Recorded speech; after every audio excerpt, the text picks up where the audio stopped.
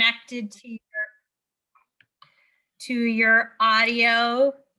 Great to see so many familiar names and faces. As we're admitting everyone from the waiting room, please go ahead, and if you have not already, if you could rename yourself with both your first and last name and your organization.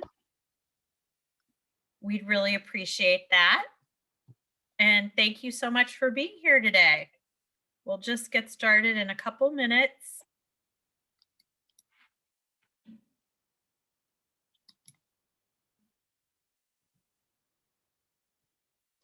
It's just before noon.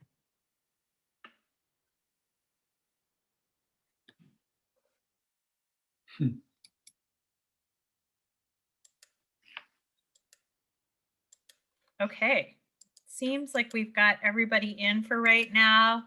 So welcome to the Arts Ignite Recovery Grant Information Session. I'm Lisa Merriam. I'm the Director of Grants and Services at ArtsFairfax.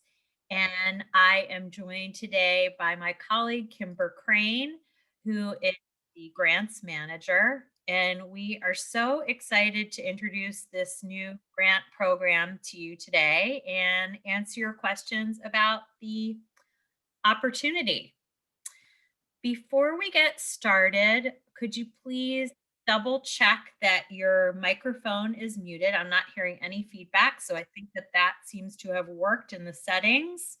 If you haven't yet renamed yourself, please include both your name and the organization that you're representing here today, if there is one. I know we have a number of individual artists joining us as well.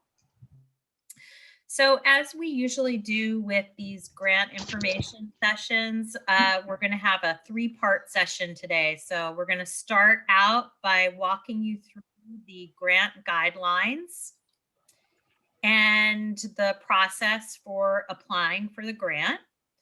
And then we'll take a short break and we'll log on to the submittable online grant portal and we'll give preview of the application and submittable. It's actually live now. Some of you might have already taken a look at it.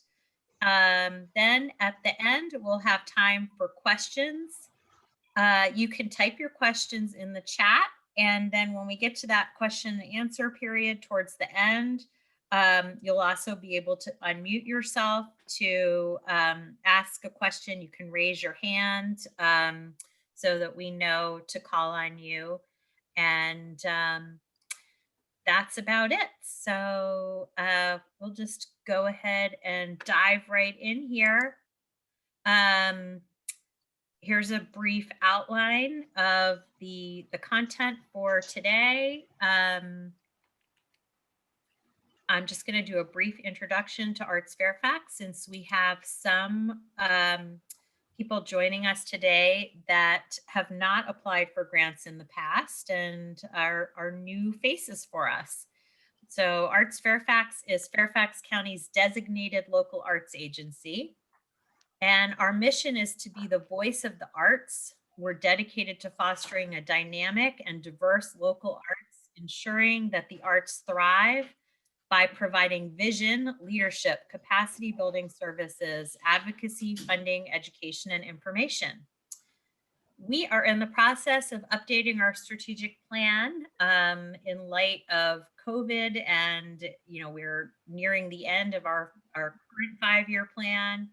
And we're looking at aligning our new plan with both the county's strategic plan as well as the goals of One Fairfax. And that should be rolled out early in FY22, and look forward to sharing that with you as well. So ArtsFairfax grant program redistributes about $500,000 each year, primarily through county funds. We have competitive grant programs to arts organizations and artists of all disciplines. Those of you who have applied and received funding from us before know that we typically have 5 grant programs. The operating support grant, that's the first one that we rolled out already. We had the panel meetings, and we'll be announcing those awards in August. That's our largest grant program.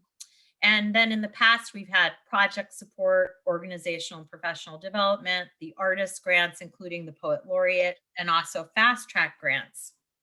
So this year, we are going to be just doing operating support and these new Arts Ignite recovery grants, which are based upon our previous project support grants. You'll see some elements of what we did in FY21 with the emergency relief and recovery grants. I think, we've made a big effort to streamline all of the applications and make it easier for you to apply.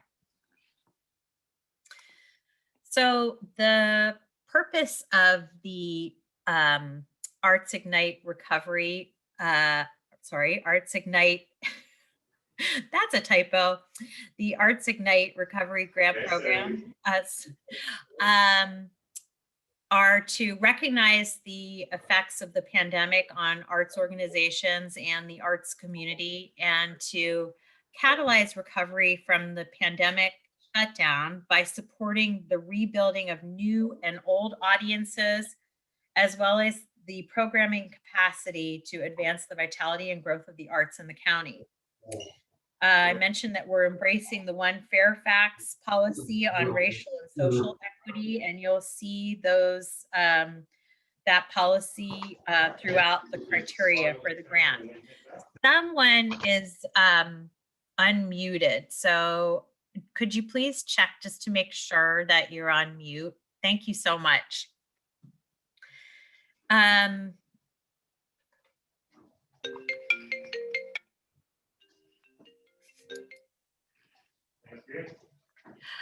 going to continue on with the goals, and then Kimber will be taking over from there to talk a little bit more about this new program. So the goals include supporting the recovery of the arts sector in both the county as well as the cities of Falls Church and Fairfax, to promote opportunities for individual artists and arts organizations to create, present, and celebrate their art forms and traditions, to increase the programming capacity and the community-based cultural activities in formats that help prevent the spread of COVID-19, to support arts producers in reaching new, diverse, and underserved audiences and places in the county, to rebuild engagement with the community and revitalize opportunities to participate in arts activities, to create greater awareness and support for the arts in Fairfax, and to revitalize the spirit and emotional well-being of Fairfax residents with the energy of live performance and visual arts experiences. Just one more thing, and then I'm going to turn it over to Kimber, which is this graphic shows an overview of the grant process. So those of you who have applied in the past are familiar with this. This is pretty much the way that we roll for all of our grant programs. So the grant deadline for the Arts Ignite Recovery Program will be July 21st.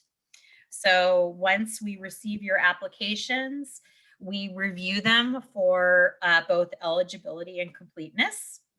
If there's anything missing or we have any questions, we'll be in contact with you through the contact information that you provide in the application.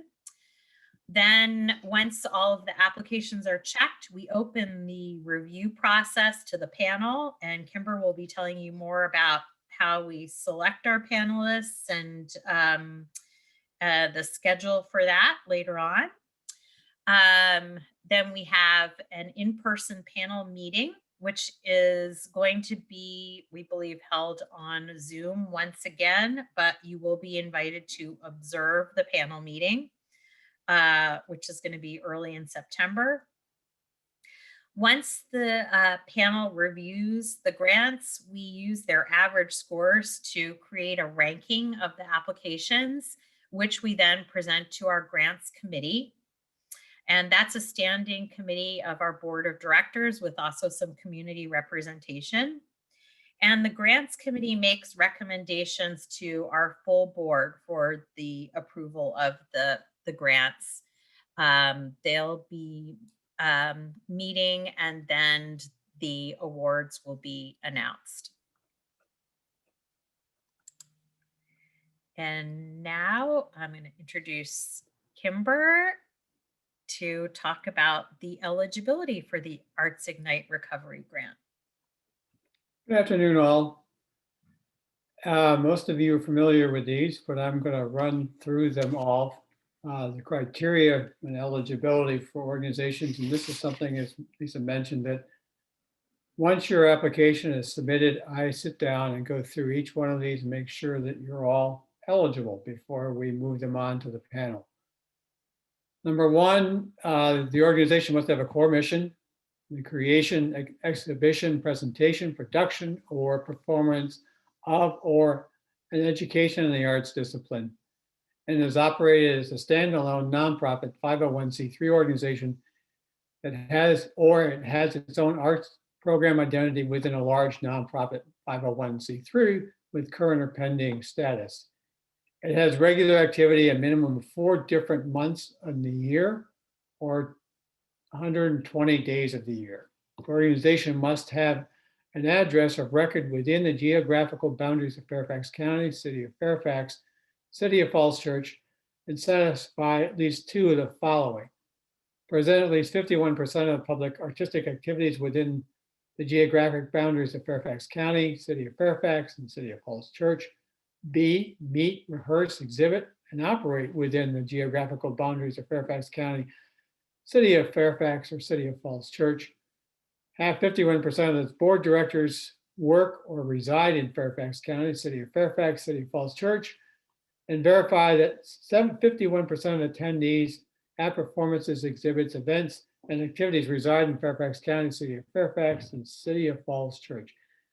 Essentially, you have to meet 2 of those 4. An eligible organization must also be in compliance with all local, state, and federal laws. If an organization does not hold a 501c3 status in its own right, a fiscal sponsor that holds 501c3 status may apply on its behalf. The fiscal sponsor must manage all grant funds and ensure compliance with the terms of the grant if an award is made. An organization have independently prepared financial statements such as an audit or a treasurer's report. Audit required for organizations over $600,000 budgets and above. All final reports must be submitted for grants received the previous fiscal year. Grant restrictions, and those not eligible. Actually, organizations that receive inline funding from Fairfax County, the state of Virginia, or the departments of George Mason University, and nonprofit organizations and foundations that support county agencies are not eligible for ArtsFairfax grants. Grant restrictions. All Arts Ignite Recovery grant projects must support activities, programs, or projects occurring within the Fairfax County, City of Fairfax, or the City of Falls Church.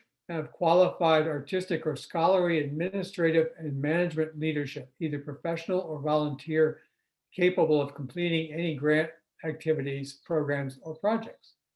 Occur within the dates of July 1, 2021 and 30 June, 2022. All Arts Ignite Recovery grants cannot be used for fundraising activities such as capital campaigns or endowment campaigns, construction or renovation projects, political advocacy costs, activities not open to the general public, debt retirement, pre-grant costs, faith-based activities. Based upon our air grant categories, based upon ArtsFairfax longstanding project support grants, Arts Ignite Recovery grants will focus on 3 priority areas to foster engagement of the community in the arts as arts organizations emerge from the pandemic shutdown. Item 1, performances, installations in unconventional spaces, including outdoors. partnerships with Fairfax artists, artist cooperative, non-501c3 arts groups, programs, exhibitions, performances for diverse populations, gender, ethnicity, age, people of all abilities, sexual orientation, and/or in underserved areas of the county. The project may address one or more of these categories, but what you need to select is the one that is the primary focus of the project. And underserved in this context is understood to be the lack of access to arts programs, services, or resources due to geographic location, low income, age, race, ethnicity, cultural differences, disability, or other circumstances. That's a mouthful. Now, as I just mentioned, we traditionally have done project support grants. And I'm just going to kind of go through the differences between the project support grants and the AIR grants. Under project support, we don't usually allow fiscal sponsors. Under the AIR grants, we do.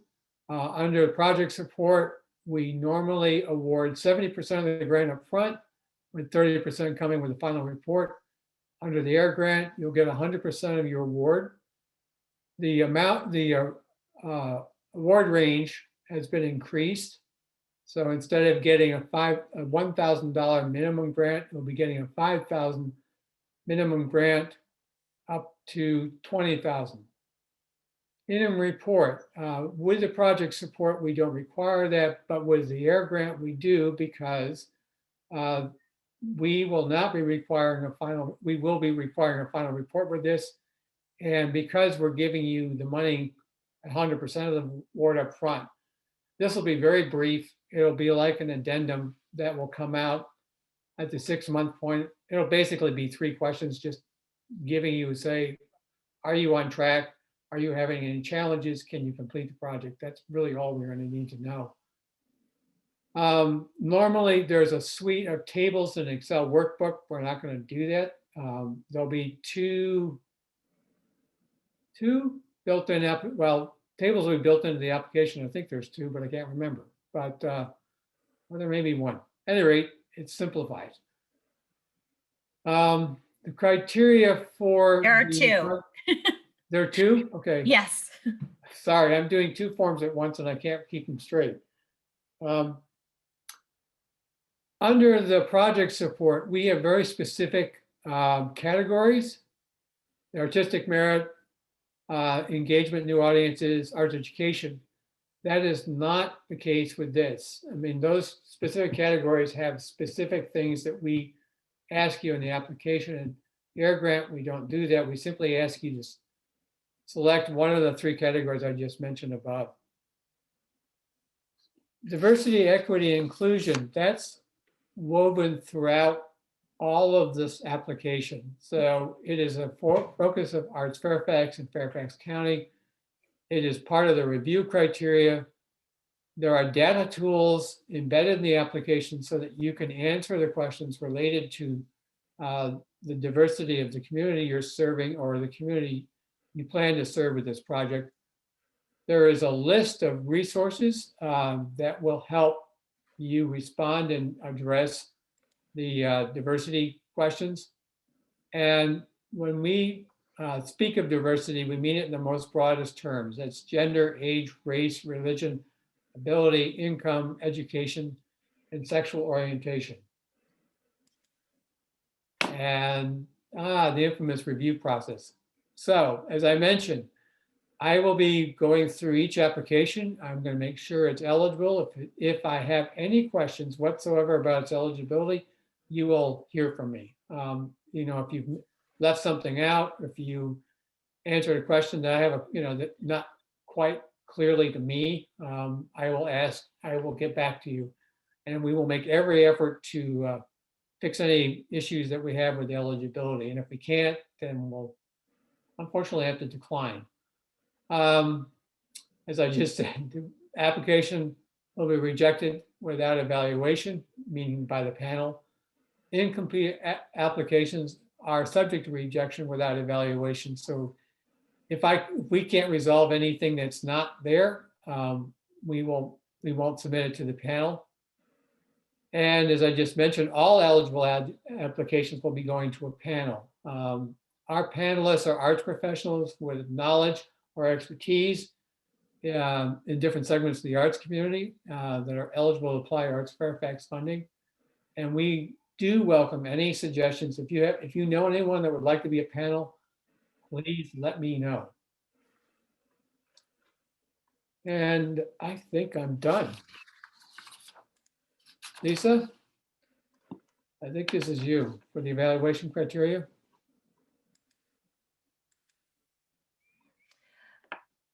Oh, there's more here. All right. Sorry.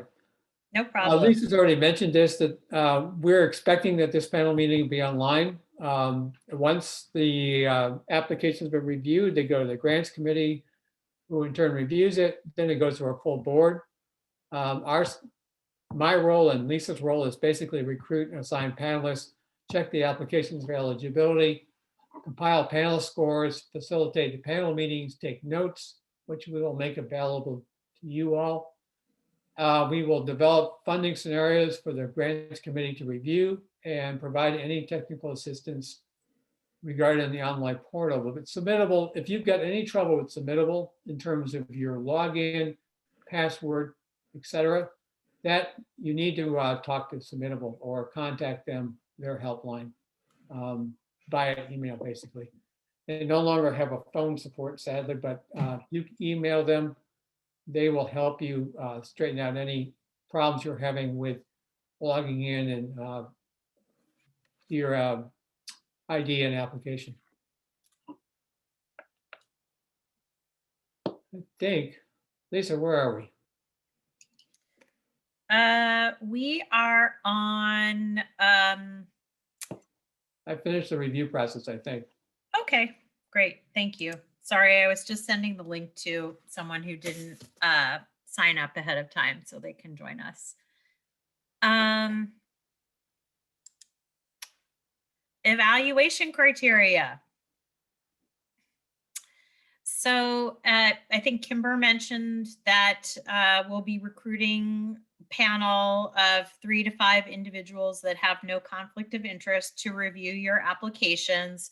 We're expecting to have 2 days of review. We like to split them up so that it's not too overwhelming for the panelists. We love referrals and volunteers of panelists. And, we always strive to have a diverse selection, with respect to arts disciplines. And if there's someone in the community, it could be somebody from Maryland, another county of Virginia, DC, that you would think would make a great reviewer, please let us know.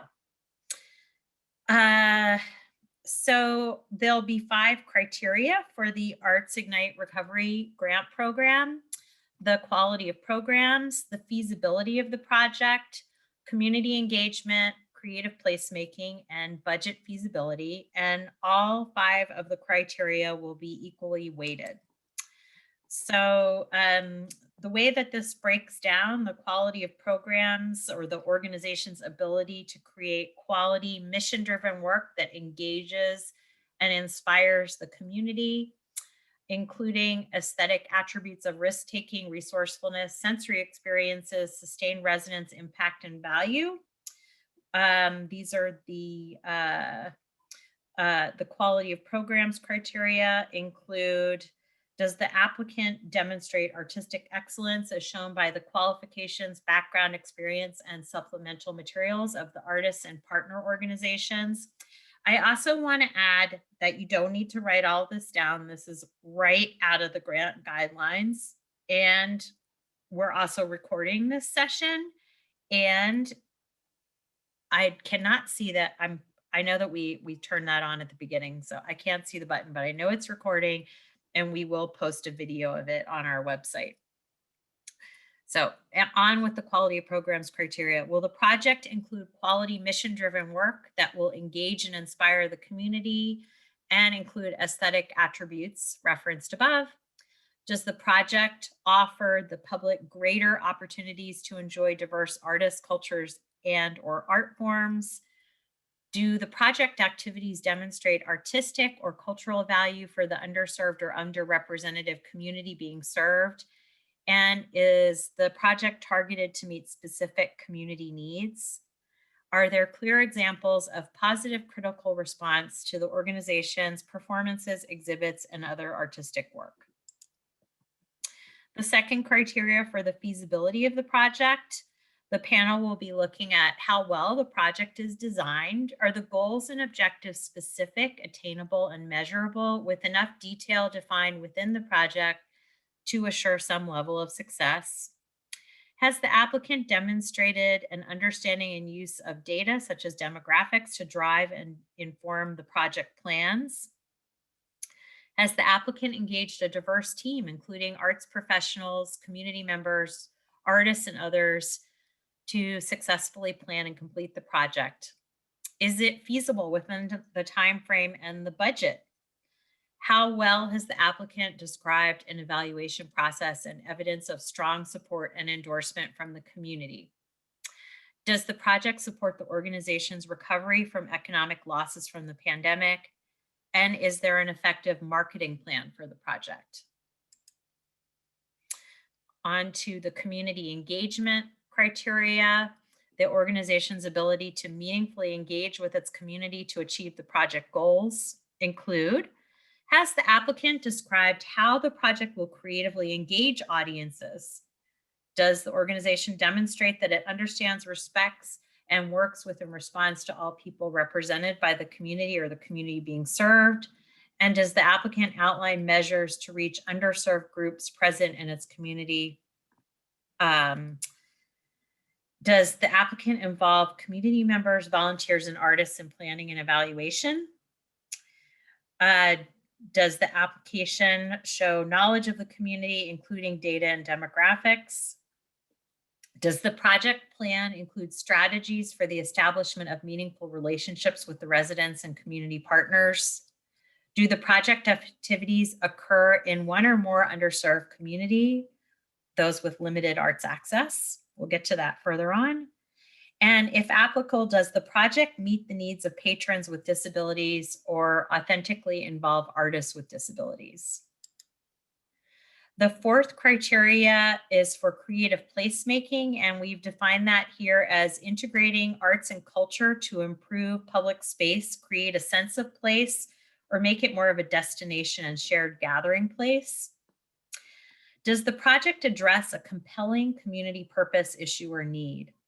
How well does the project identify and then leverage community assets or local traditions through the arts? Does the project celebrate and reflect local culture, history, values, and particularly in culturally underrepresented places? And lastly, is there evidence that the project builds strong social connections and understanding among diverse groups of people? And then the last criteria is for the budget feasibility. Is the budget appropriate to complete the project activities? Is the budget reasonable, clear, and complete? Are the figures accurate? Is the budget appropriate for the size and characteristics of the intended audience? And is there income or offsetting revenue from a variety of sources, including earned and unearned? So next, we've compiled some examples of projects that fit with the AIR grant. And you'll see some of these are familiar, and some of the organizations that have executed these projects are on the call. So thank you so much for putting together these excellent projects. And Kimber and I will just be, jumping in, and we'll, share some of these with you. Hopefully you might have attended some of them. This first one is the Virginia Chamber Orchestra. They last year, and have already started these again for this year, been doing a series of concerts in partnership with Meadowlark Gardens in Vienna. They're doing these small chamber concerts in front of the Korean Bell Pavilion. And another project that inspired this new grant category is something that's been happening in the state of New York called New York Pops Up. These are performances that permeate the daily lives of residents. And these are a couple of examples of some of the events that have been happening.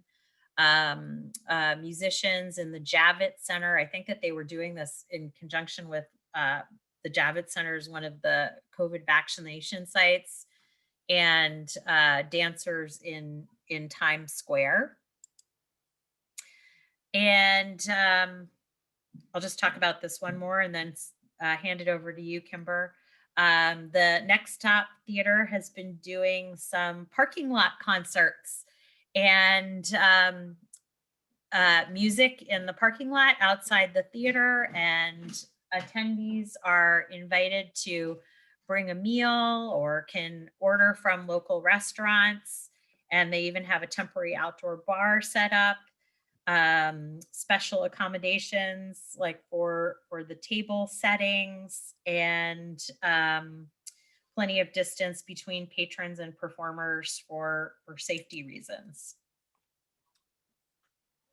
Yeah, the all of these examples speak to a couple of things. You know, how do we engage with the community in a more personal and direct way, and also this notion of creative placemaking. And some of you may have been around in the 90s, but back then, many arts organizations were organizing around something called cultural tourism. And basically that asked, what makes this place special? And their project grant should ask the same question. What are the stories? Who lives here? What are the traditions? And what brings everyone together? And I think when we talk about creative placemaking, that's cultural tourism 2.0. It's just another name for what makes a place special. And what you're seeing here is these are unconventional spaces. If you've ever been to Ellis Island, there's a whole bunch of abandoned buildings on the south of the island. And the photographer JR took original photographs and created large matte format pictures that he then projected on the walls or pasted on the walls of these abandoned buildings. So you actually walk into these places and see these historic figures. And in fact, we have one right here in Fairfax County. Alice Paul, who was a suffragette, or actually she got thrown out of the suffragette because she was too radical, was a resident of our own workhouse and the founder of the National Women's Party. And I raised this because it's, you know, we're talking about the people that live there here now, but there are also people that came before our present residents, and some of mixing and matching that history and reminding the residents of, oh, we had Native Americans here. Oh, you know, we have many historic and current figures alive and unfortunately dead, that are also part of this cultural landscape. And I think, you know, part of what we need to think about are unconventional spaces, and that can be anything from what Lisa mentioned to a park, an alleyway where you can hang pictures, to faith-based buildings that are not normally hosting arts events. There can also be collaborations with restaurants, for instance, or a community garden. So if you pair a restaurant, a community garden to share cultural foodways of a particular neighborhood or community, that is all part of this, what we're trying to encourage people to think about in terms of these grants. And it essentially is to give you an opportunity to go to different parts of the county or different places you have not been, or to take your performances and exhibitions outside your walls into these communities and learn something about them and reflect back on those communities, the things that you're doing and what also represents the people that you are serving in that space and in that community.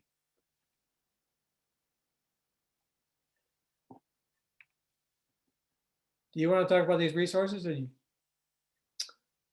As Lisa mentioned, the guidelines, what you're seeing here today is all in the guidelines. Pretty much everything on this PowerPoint is verbatim out of the guidelines.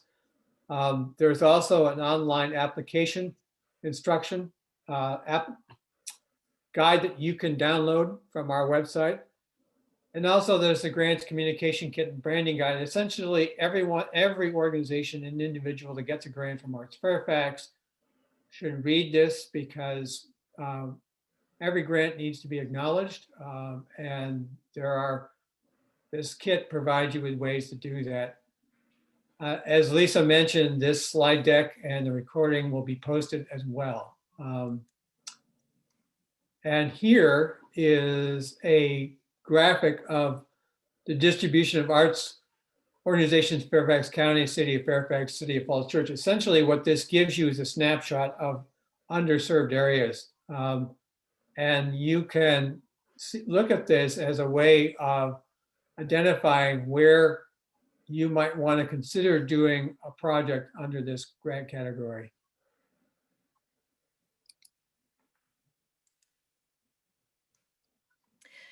We also have uploaded on the webpage for the Arts Ignite Recovery Grant Program this document, which lists some other resources. Some of them will look familiar to those of you who have applied for operating support, but we've also added on to this, and we hope this will be helpful to you in providing some demographics and some creative placemaking resources as well.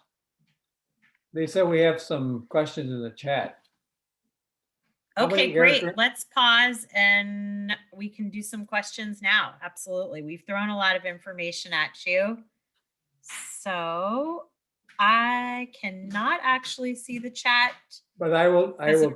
Thank you. I'd be happy. I've got them right here in front of me. Great. How many air grants or total amount of funding does ArtsFairfax anticipate awarding? So we have allocated $100,000 for these grants. So that's about comparable to what usually goes into that project support grant category. Thank you for that question. And when will the old Mount Vernon High School be open for activities like performing arts and classes? Oh, that's an excellent question. Original Mount Vernon High School is in the process of renovations. Before COVID, I believe that the senior center had been completed. And to be completely honest, I'm not sure what the schedule for reopening of those centers is. So I would reach out directly to the staff to find out about that. Then there are some other areas of the building that are open.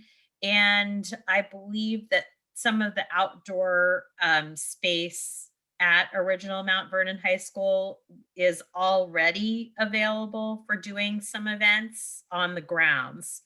So the contact for that is Neighborhood and Community Services. And if you need an email for someone there to talk to, then please follow up with Kimber or I after the session and we'll provide an introduction. I've got one more. You ready? Sure. Is this grant just for organizations or also for individual artists that can engage in the community with other partner organizations? So the organization needs to be the applicant, but the grant is designed to encourage organizations to partner with local artists and also artist co-ops or groups that are less structured, that do not have 501c3. And we are also opening this up to organizations who don't have 501c3 status, but who want to apply with a fiscal sponsor. So that's also new for this year. There's a date. The date range is 1 July 2021 through 30 June 2022. That was another question, and that's the answer. I see Susan has her hand up. Susan, do you want to unmute yourself and ask your question? Thank you. Thank you, Lisa. I just want to make sure I understand the eligibility criteria. It looks like arts education does not factor in this round. That is the kind of arts education that is not open to the public. That's so that bringing in artists into the schools is not an eligible project. Am I correct in that? I think that that could be an eligible project, certainly. Okay, well, one of your criteria says activities not open to general public. So I know there are several of my colleagues here who are looking forward to getting into particularly Title I schools, but because our kids, you know, haven't had access to the arts for so long. So that is a carryover from, that is just a long-standing requirement of our grants. And maybe we need to look at how we're phrasing that because it's clearly caused some confusion. But what is intended to that is like a project in a public school would be considered open to the general public. So it's like focused on a specific audience of the public. Wonderful. Thank you.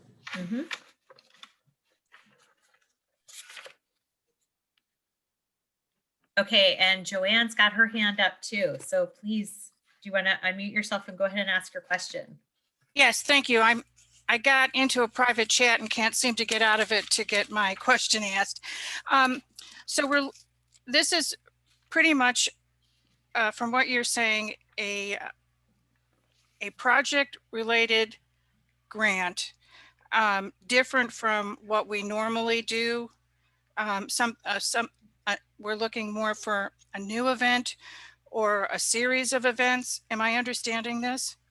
Yes, so it is a project-based grant, but in lieu of the old categories, which was opportunity, arts education, and partnership with individual artists, we have these new categories that are more directed at reopening and the types of activities that that organizations will be doing in the coming months, or potentially even starting up this month, that will be re-engaging with the community.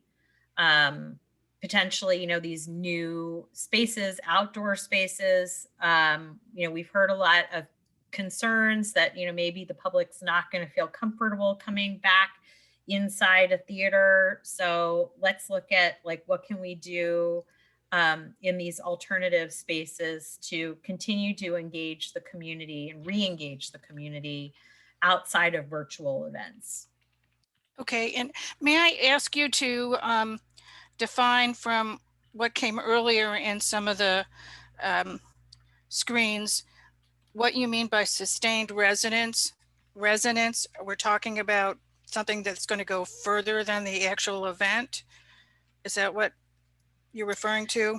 Yeah, so that's something that we pulled from a study or paper that came out a couple of years ago from Americans for the Arts called Aesthetic Perspectives. And they made, recommendations for funders. And we have tried to adopt that language throughout our grant programs as well. So the intention with that is that, it's not just like a one-off activity, that there'll be continued engagement of the community with the organization, with the art form, beyond just that activity that would be encouraged through the project. Thank you very much. Lisa? Yeah. Can you apply for an existing project, or does it have to be a brand new project?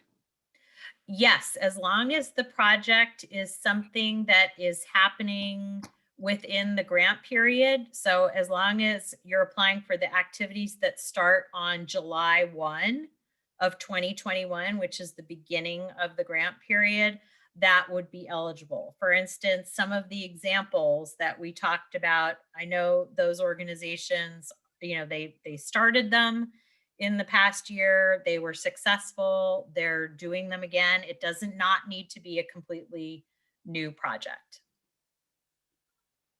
You've got Keenan who's raised his hand. Yeah, hello. Can you hear me? Hi. Yeah, hi.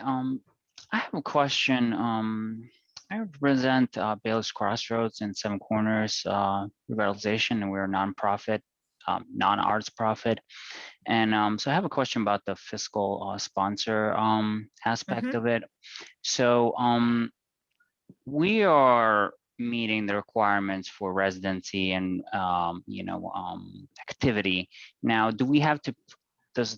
If we find an artist or a collective, do they have to also meet that requirement, or is it just one of the other or both, or how does it work? So Keenan, your organization does not meet the eligibility criteria because it's not an arts organization. And to my understanding, you don't have like a specifically designated arts program or division. So you would need to have a fiscal sponsor of an eligible nonprofit arts organization be the applicant. So you could partner with an arts organization in Bailey's, to do a project together. Okay. So, well, I was saying we would apply as a fiscal sponsor, right? Is that what I'm understanding? I don't believe that you would qualify in that circumstance because neither organization. So the fiscal sponsor is basically, oh, I see what you're saying. You're saying you would be the fiscal sponsor for an artist. Correct. To do a project. Correct. That does not have 501c3. Correct. Yes. Okay. Yes. Okay. And I guess just a follow-up question. So you would have to have an artist already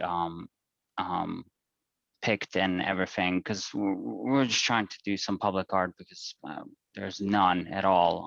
And I mean, you wouldn't necessarily need to have the artist selected. Okay.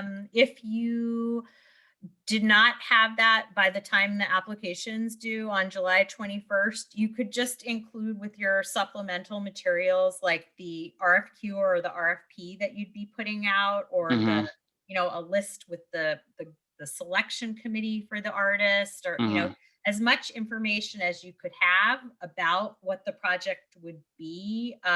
Some, potentially like the type of artist that you would be looking at. You could include all of that just to make it as strong as possible of an application. Okay. All right. Yeah, because many of similar organizations, they kind of put up call for artists, where property owners kind of donate a wall or something like that, or a space where art can be installed. Would that qualify? Yes, absolutely. Okay. All right. Thank you. And Susan, you have your hand up, the Reston Corral. Thank you. A large portion of our audience is over 65, and they may not be comfortable at least in the early part of the season, coming back to an enclosed venue. So we're looking into recording and live streaming, or recording and providing streamed videos after the fact. Would that be eligible for funding? Because what we're primarily doing is taking our concerts to them if they're not comfortable coming to us. Yeah, I get that, but that's really not what the intention is. This is like sort of more of like an interim between the virtual and the full on getting back to our usual activities. So Now, It I could should be clarify, live this is streaming both it live at and live a, stream. at an outdoor event where people could be in their cars or, socially distanced and feel more comfortable with that. But like your usual virtual continuation of that virtual programming, that's really not what the intention of this is. Well, let me clarify. We are actually going to do live concerts. Mhm. This would be in addition to that, streaming them for people who aren't comfortable coming to a live venue. Yes. Yes. Yes, that works. Okay, good. Thank you so much. We're really looking for a live component though. Yeah. So yes. Thank Absolutely. you. Sorry, I didn't understand you initially. That's okay. Janet from Providence Players. Yeah, when you're talking about partnerships, can two unrelated 501c3s partner? They're in different areas of the arts and each would be building new audiences, reaching different folks. Or do we need to then include a non-501c3 in there? Absolutely. A partnership between two 501c3s would be amazing. And you would just need to choose one of the partners to be the primary applicant for this. Great. Yep. And yeah, sure. And also related back to Keenan's question about the fiscal sponsors, that's a little bit complicated. We don't get a lot of those requests, honestly. So let's talk after the session, set up a time, and we'll go through the process for doing that. If anybody who is interested in the fiscal sponsors, please follow up with Kimber or I directly, and we'll get into a little bit more detail on that process. Evan, you have a question? Kaufman? Yeah, I guess that kind of answered. It was going to be kind of about the fiscal sponsor. We wanted to see if we could be a sponsor for artists on the corridor. Yes. To do projects and such. Yes, absolutely. So, okay. So should we set up a time to then talk more about that? Yeah, because we need to collect information on both your organization as well as the individual artist or the arts organization that is really going to be doing the activity. So our normal application isn't like totally set up for that. So we'll just go through that process offline. Thank you. All right, thank you. I still see some hands up. Did you get your questions answered or do you still have questions? Alex? Thanks. Hi, Lisa. I just wanted to reconfirm, sorry for maybe a repetitive question, but a project that is completed in August and September of this year is still eligible, even though the grant won't be announced until October? Yes. I know that's really weird, but I just want to make sure. No, that's helpful. It's obviously a good time of year to do outdoor projects. So I want to. Yeah. Thank you. You're welcome. Joe. Okay, and I put it in the chat box. Can you split into two? So say you get $5,000 for the sake of argument. Can you split that into 2.5 and 2.5 for two separate projects?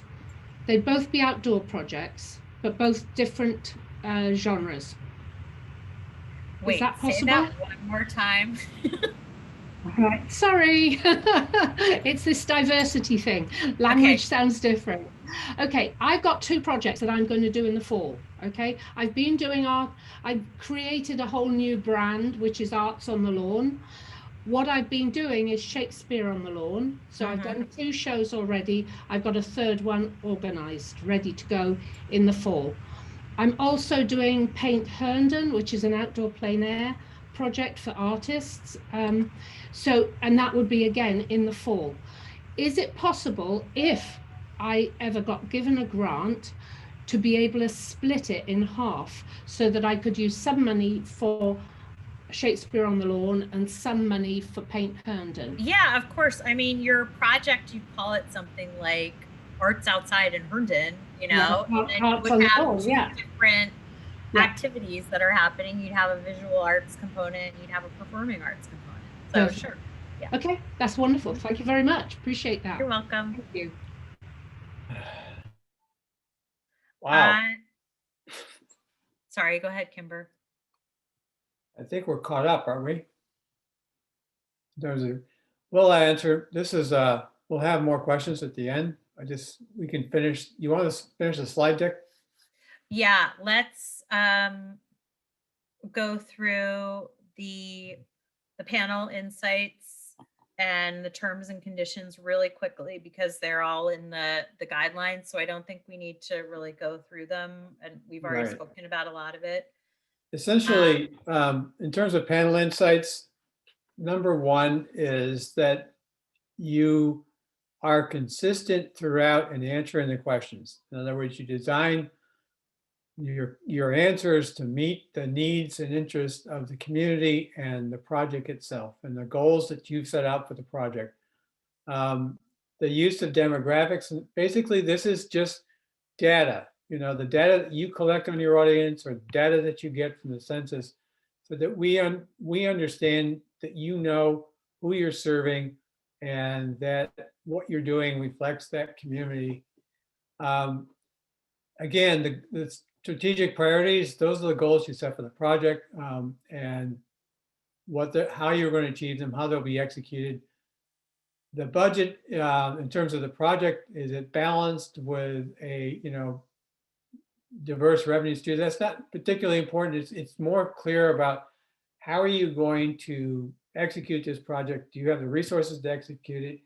Do you have funding in addition to ArtsFairfax funding? And that it's clear, and that that the budget narrative that goes along with your budget table illustrates the connections between the budget and the goals of the project itself.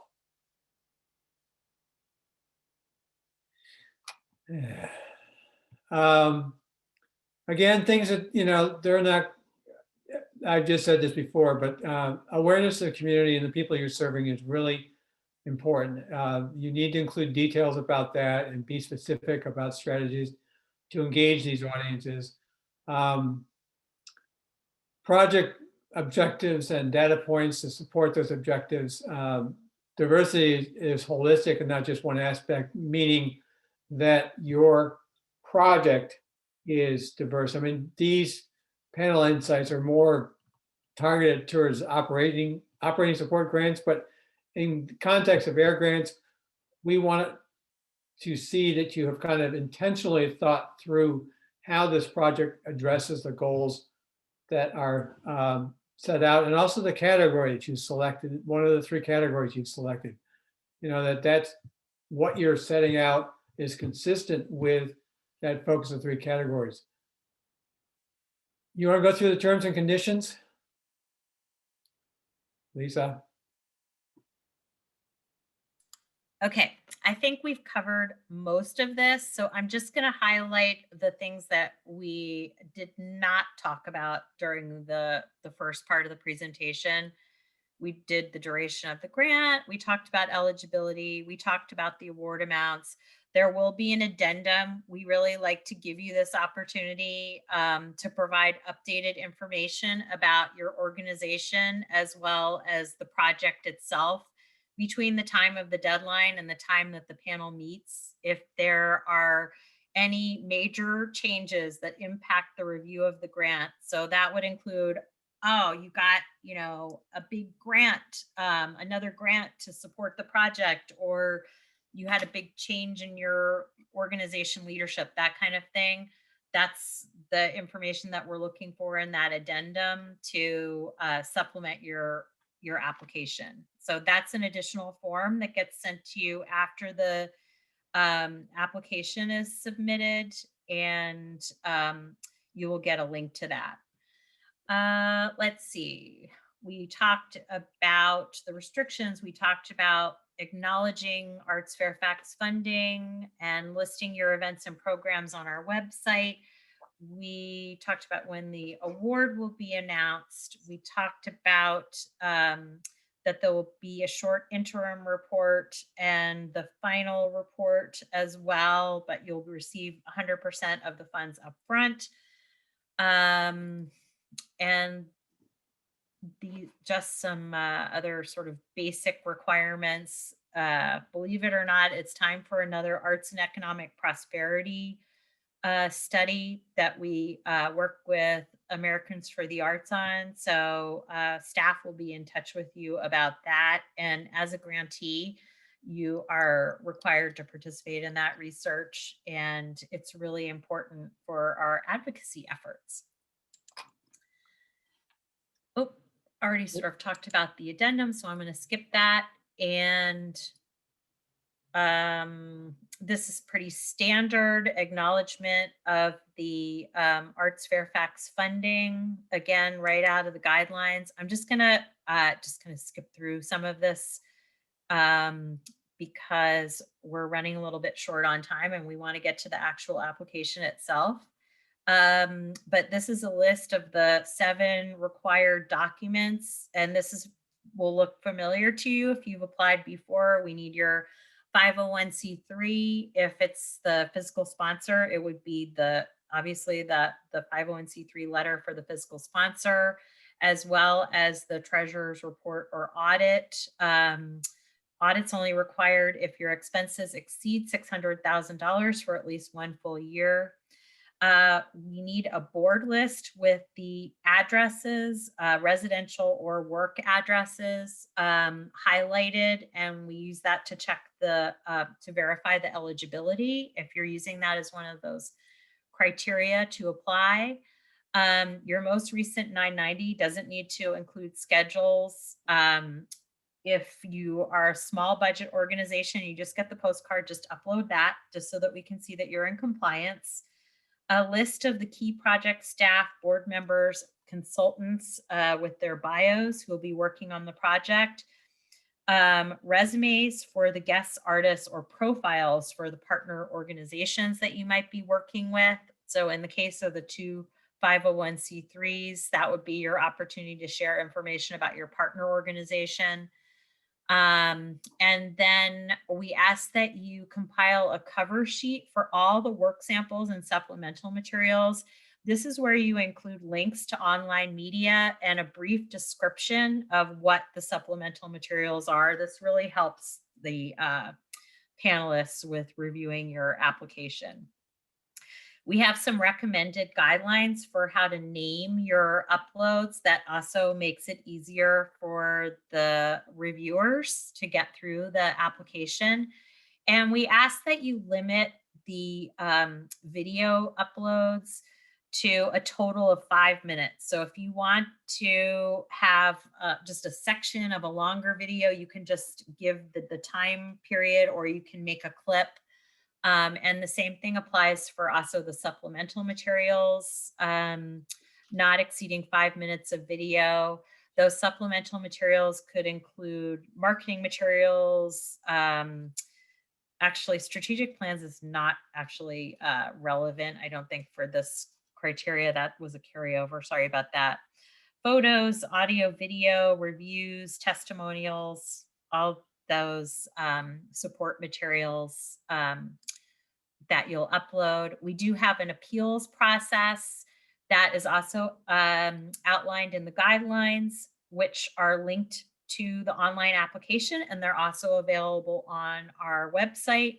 We need to receive the request for an appeal if you feel like the decision was made on something beyond the criteria for the grant as laid out in the guidelines. Within 2 weeks, that will be reviewed. And we just have some grant writing tips for you. Make sure that you're not using jargon, or be careful also with abbreviations. We all use them, but you can't assume that somebody who is reviewing your grant is going to be familiar with, say, one that catches everyone up in our organization is, I say all the time, NCS, Neighborhood and Community Services. And I think I might have even just said it during this session, right? But they won't necessarily understand who you're referring to. So make sure you spell everything out, especially at least the first time that you're referring to them in the application. Always assume that the person who's reading your application doesn't know anything about your organization or your program. So try to have somebody that hasn't been writing the grant review it and make sure that everything is clear to them. Grammar and spelling of it's not one of the criteria, but you know, it's also important to catch all of those mistakes. And see any other important information that we have to convey. You want to be sure that when the readers finish reviewing your application, that they have a really clear understanding for your project. Checking to make sure that any financials that are referred to in the narrative match what's on the financial form. We talked about all of the resources, and of course you can always reach out to Kimber or I if you have any questions or need help as you're developing your proposal. And this is a brief overview of the key dates for this grant opportunity. So the application is going to be due on July 21st. Then we ask that you submit that addendum form that we discussed earlier by late August. The panel meetings will be September 1st and 2nd.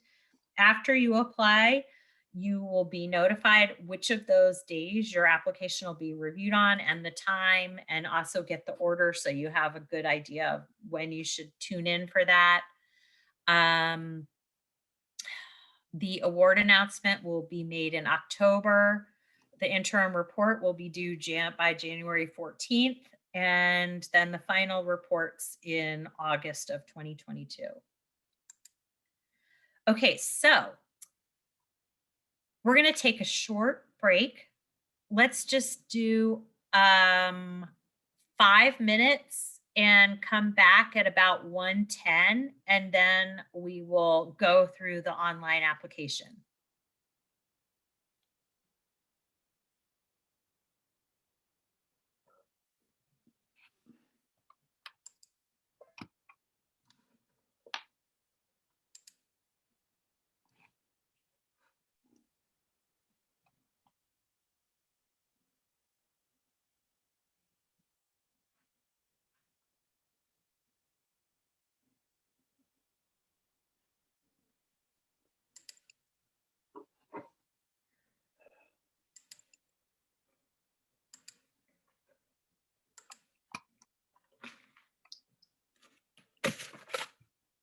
You've got one question in the chat. Okay. I will look at it. It's hard to see the chat from here. I'm going to read to you. Sure. Do projects need co-funding, or can the project be 100% funded by an air grant? Oh, that's a good one.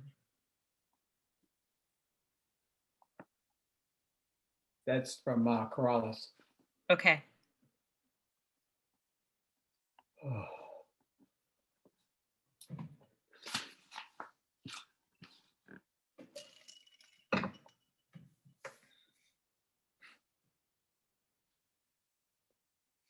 I'm going to wait and I'll answer that Yeah. in a few minutes when everybody's back so everyone can hear it.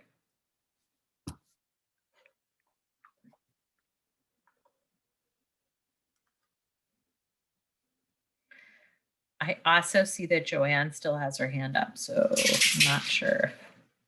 I think she's done. She just been taking it down. Okay.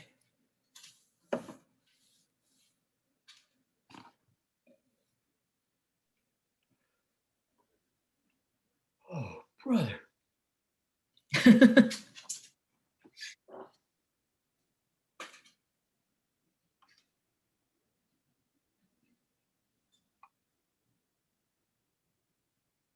Okay.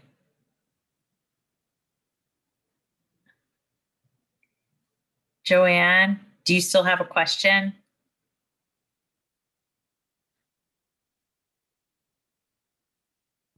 Yes, can you hear me? Sorry, Can. I was muted on my headset.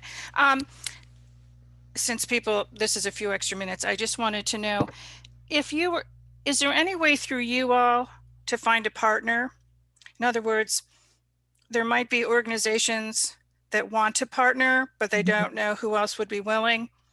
I'm just wondering about that. Yeah, we can definitely help you with that. So why don't we talk afterwards, and like Sure. if you give us a better idea of like who you're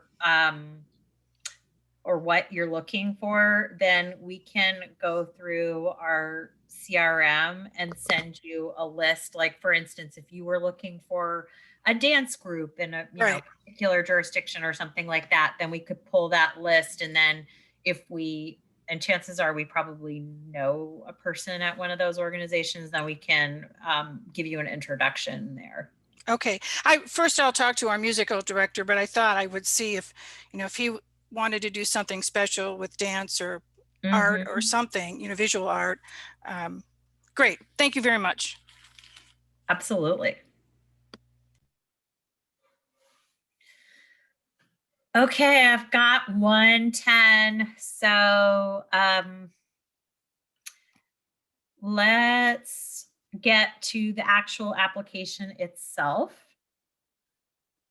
I think Kimber might have stepped away, but I'm just going to actually, before I get started with the online application, there was a question in the chat, which was a really good one. Thank you for that, about the budget, the revenue for the project. Could you apply with just ArtsFairfax as the sole funder for the project? So could you do that? Yes. Would it be a strong enough application to get funded? I don't know. These are really competitive grants. And so you need to really hit all of the categories. And as you know, one of the criteria for the financial feasibility is having a diversity of funding. So, if you fell short in that area, I don't know, if your application would rise to the level of one that would be funded. Okay, so this is the submittable portal where all of our application forms reside. And if you scroll down, you'll see the Arts Ignite Recovery grant here. And we mentioned earlier, you can link over to the guidelines. This actually takes you to our website where the guidelines live. And once you're ready to start submitting, you're just going to hit that button and it pulls up the application. If you have not applied for any grants with us or anyone else through the submittable portal, the first step that you need to do is set up a submittable account. It takes about 2 minutes. And then it's going to ask you to, you'll log in, and then you'll be able to go to artsfairfax.submittable.com to start your application. So in all of our applications, the first series of questions are about your eligibility. And so they just build one on the other. And once you get through all of those eligibility questions, you're going to upload the 4 documents to verify your eligibility. And you'll note that in addition to the questions, there's also more detailed instructions over on the right-hand side of each question. And then starts the body of the application. We're collecting a lot of information just about the applicant organization here, your address, your mailing address, your street address, what magisterial district or city are you applying from, the contact information for the grant, this is the person, the project contact is the person that's going to get all of the correspondence. So after you've applied, you'll get the confirmation that your application was received. You'll get the confirmation from Kimber that your application has been reviewed and is being forwarded to the panel with the information about when your application will be reviewed, the reminder about submitting the addendum form, all of that. So that's the person that you want to put there for the project contact. Then we're also collecting some backup information just in case needed for the chief administrator and the board chair, and some background information about your organization overall, your number of performances or exhibitions, total number of events and audience, just to give some context for the scale of the project that you're applying for. Also, we ask about your staffing. We try to group the applicants by, it usually is like the larger budget organizations that have professional staff, and then the smaller organizations. But we wait until we have all the applications in hand and see what makes the most sense for, for how to divide up the panels. But also the primary activity of your organization and your budget level there. And then some information about your organization, your mission goals and relevance. So there's 3 questions there to give some context to the project. Who does your organization usually serve and what's your service area? We want you to just give us your mission, just your mission in that first question, and then your top 3 goals. Again, we have included a link to some census data in case you need it, to give you some demographics to help you answer that 3rd question. And then the next is just on the quality of the applicant organization's programs. So this is not specific to the project itself, but to your organization's history of programming. And then the next section is specifically on the project itself. So you're going to pick from the 3 categories, and then give your project a title, and then a brief overview for the project. So you'll talk about how the project addresses the category that you selected above, and how it offers new opportunities for the public to enjoy the arts and culture. How does the project reflect quality, mission-driven work and artistic excellence?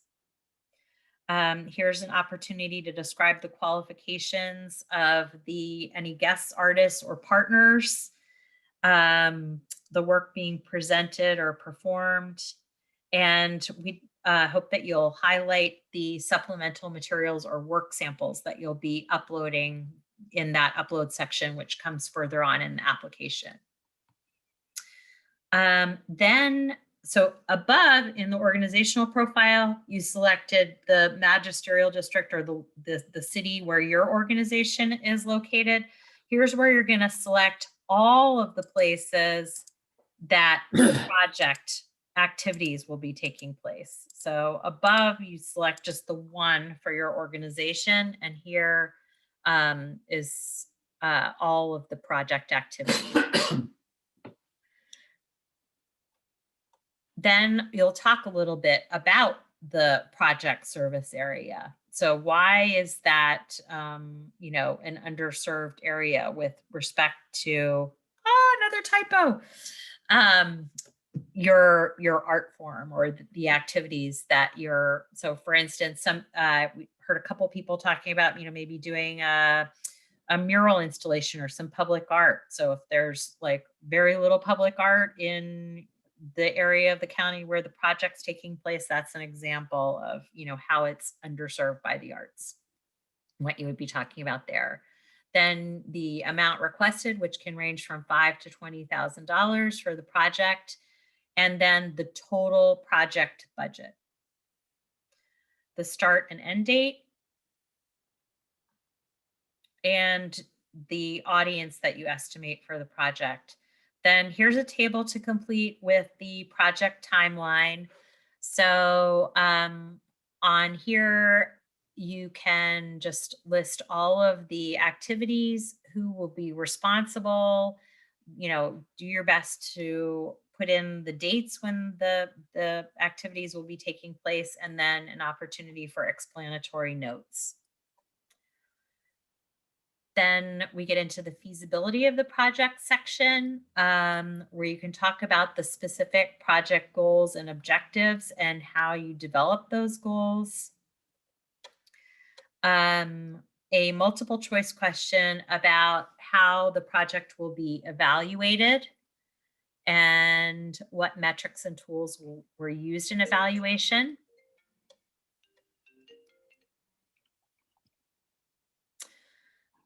Talking about the project team again, who's actually executing the project, your community stakeholders, giving some background on the partners involved, the artists, talking about how did you recruit that team, and why, and again, referencing back to the uploads of the supplemental materials and the work samples, so that you can discuss the artistic merit and the cultural value for all of your partners in the project. How will the project support your organization's recovery from the pandemic? Here we have some possible examples: engaging new audiences, creating relationships with underrepresented artists, intentional risk-taking and showcasing underrepresented art forms, reflecting the community being served. And then the community engagement section, where the first question is: describe strategies used to establish meaningful relationships with community residents and partners to design and execute the project. How will this project and the relationship strengthen your mission and quality of programming and creatively re-engage audiences? How will the project be marketed? Then that new creative placemaking criteria. Describe the steps taken to ensure that the project activities are of artistic cultural value to the community being served. How did you engage with the community in developing the project? How are you leveraging the community assets or the local cultural traditions in the project? And this is also where you would talk about if you're using any translations or special accessibility accommodations. And finally, the project budget. So the first section, you outline your expenses on behalf of the applicant. So this would be the full project that you're going to be covering here in the table, the ArtsFairfax share that you're applying for in the grant, and then the total. And then you have an opportunity for notes over here. You can also add lines to this table if you do not have enough space, or you can just use the blank spaces that are already included here in the table. And then down below, your revenues for the project.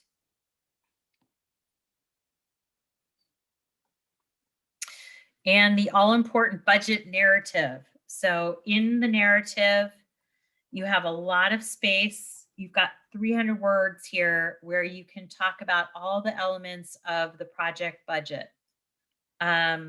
in particular, we want to make sure that any other expenses over $1,000 are explained.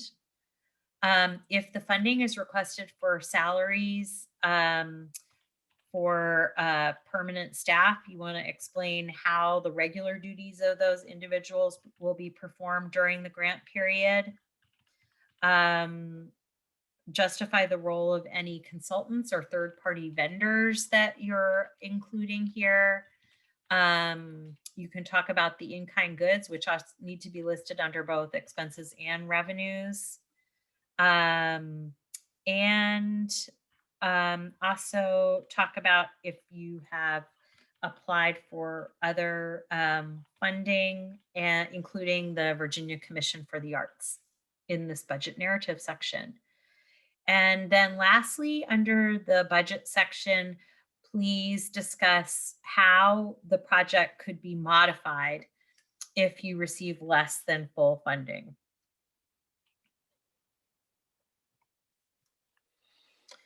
The next section is for the uploads. So the required uploads are listed over here on the right. The list of the key project staff with short bios, the resumes for the guest artists or profiles of the partner organizations, and that cover sheet where you'll include the links to the video and brief descriptions. Then the work samples upload, 3 recent examples. Again, the links go in the cover sheet. If you have a long video. And same for the supplemental materials, up to 5 supplemental materials. Then this next section is just just for you to double check to make sure that you've included all of the required materials, and then you will sign and submit, and you'll get an email confirming the submission. And we are super excited to see all the amazing projects that are going to be submitted for this. And we want to be here as a resource to you. So if you need help identifying partners or artists, we will do our best to help to connect you with them. And now, we answered a lot of questions earlier, but if there's anything else that has come up, ask away. You can put them in the chat. You can raise your hand and we'll call on you to unmute yourself if you have any remaining questions.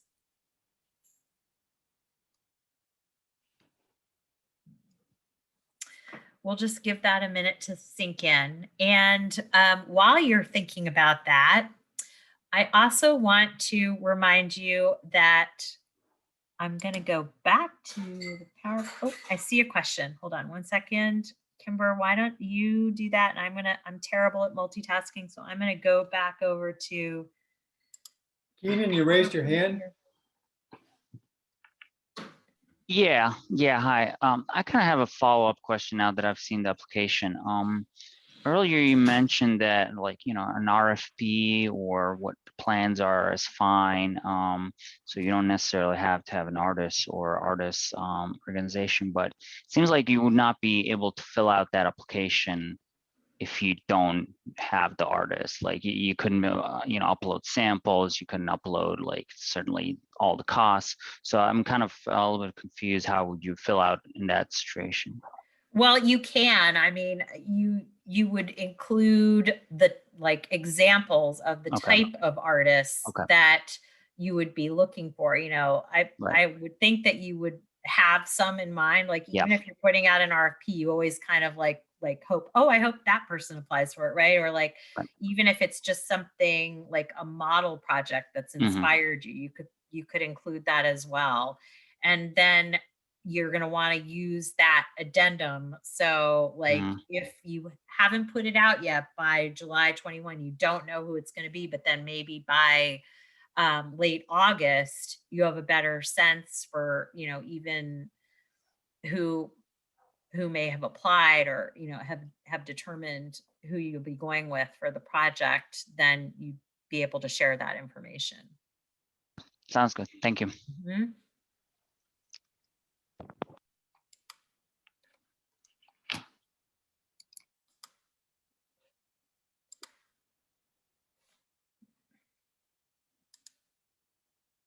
Okay, so I wanted to remind everyone that we have the last Work Smart workshop coming up, the Recovery, Innovation, and Access series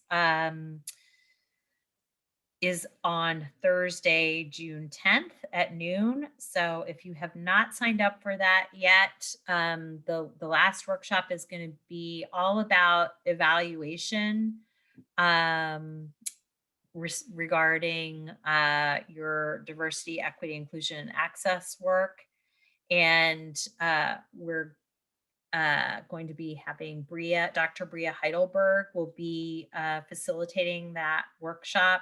And hope that you can all join us, and there'll be an opportunity for questions, and we're hoping to get your feedback for how we can continue to support you in this work. You know, we know that although this is the last workshop, the work does not end there, and we're thinking about what the next steps will be. So I encourage you to join us for that. And we expect to have the final report for the operating support grant available this week, so that you'll be able to start completing that. And those are due on August 1st. That's the FY21 operating support grant. Not. Thank you.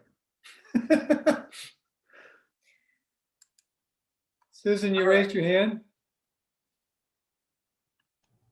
Yes, I just wanted to clarify on the budget portion of it. It was mentioned earlier that you could feasibly request 100%, but is there a recommended match or is there a required match? Since I noticed that it had the 2 columns in the budget. No, there is no match required. And just as a reminder, we have gotten special permission from the county to waive the match for all of the grants for FY21 and FY22. So there's no matching requirement for your last year, you know, for your current year's operating support grant. The emergency relief and recovery grants had no match, and this new Arts Ignite recovery grant program does not have a match, but it is still, of course, a best practice to have a diversity of funding. So although, yes, you could apply with ArtsFairfax as the sole funder, but I wouldn't recommend that. Thank you. Okay.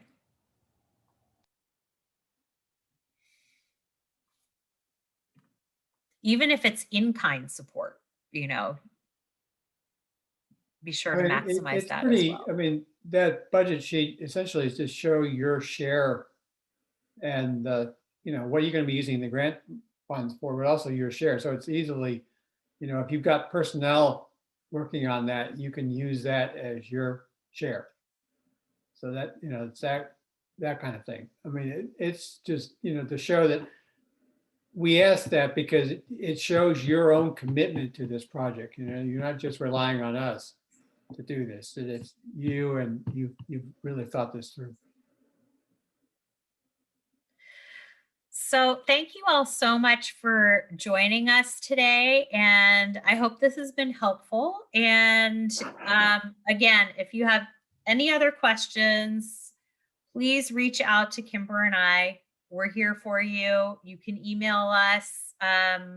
We're actually going to be back in the office next week in person.